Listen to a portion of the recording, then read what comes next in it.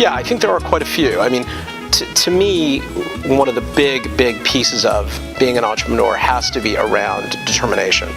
So the stories that go around entrepreneurship really tie down to all of those great moments where somebody has been told no 15 times and they get up and they take that sort of 16th punch in the face and they're ready to go. I mean, from my perspective, that determination, that drive is something that really does separate most people. I mean, if you think about the number of times people are told that something is wrong, most logical people would stop after about the 10th or 11th time. But the truth is, you have to have that distinction and that difference between understanding what is really worth pursuing, the ability to sort of take the humility and the risk and the failure, and it's tough. That ability to get kicked around is pretty distinct around the DNA of an entrepreneur, and you've got to have incredibly thick skin to do it. And literally, no matter what stage in the life cycle of the business you are, whether you are just beginning or you're Mark Zuckerberg, 50% of the people will always think you're an idiot. I mean, there are still people today who argue that Facebook is overvalued, undervalued, it's a fad, it's not a fad. I mean,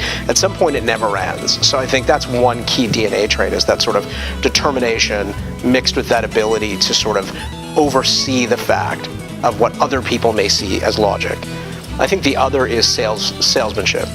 There is not a good entrepreneur on the planet who is not a good salesperson. I mean, I wouldn't care if you were an amazing technician, amazing at management. If you didn't have that ability to sell, as a VC or anyone with capital, I wouldn't invest. I think the great entrepreneurs are great salespeople. And I think the third, which is, somewhat fundamental to me, is a lot of entrepreneurs have to live in the gray zone between truth and fiction. So there is a real reality that you have to face, I think, when you're dealing in business every day, especially as a young entrepreneur and a young startup, that the truth isn't always your friend. And you have to be very comfortable around living between that gray zone of truth and fiction. And it falls with little things like, when you've got an office that you really don't want anyone to see and you can only hold them off so many times from coming to see, your milk crates on the floor, how many developers you have, or, the puffery around the actual sales and the actual numbers that you've got.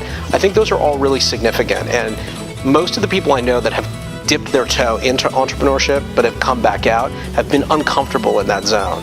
So I think those are really three big kind of DNA traits.